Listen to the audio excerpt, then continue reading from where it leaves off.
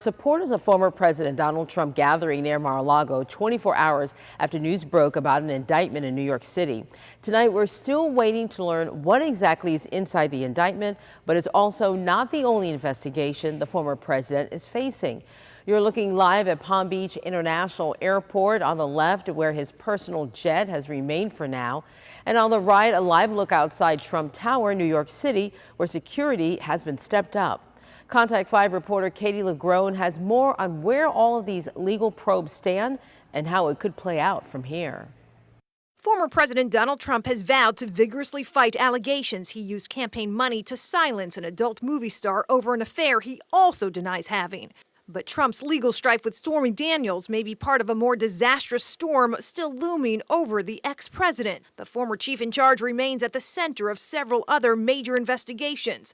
Legal experts say could be far more damaging. I would anticipate that at least in one of them, if not all of them, he would be prosecuted.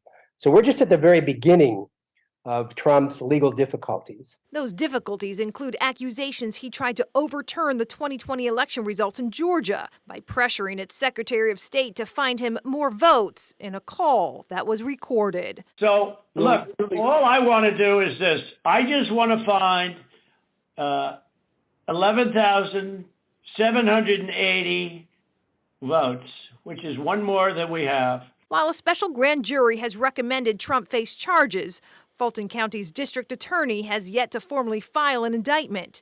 It's the same for federal prosecutors still investigating two potential federal crimes by the 45th president.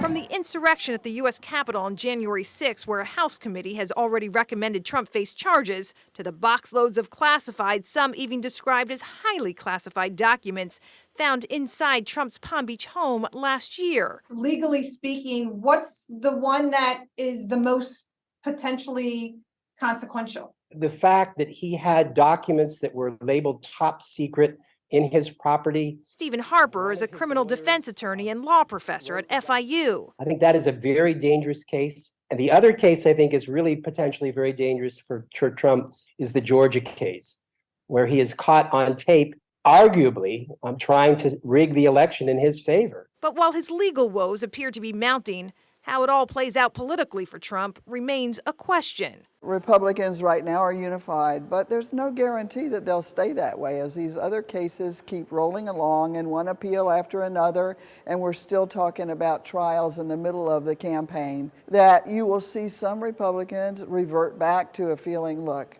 we just need a fresh face. What's most interesting about all of this to you as a legal mind? One is that you have a former president of the United States of America being charged criminally. That's pretty amazing and pretty scary. On the other hand, I am heartened that the legal process, due process, and no one is above the law is so far prevailing.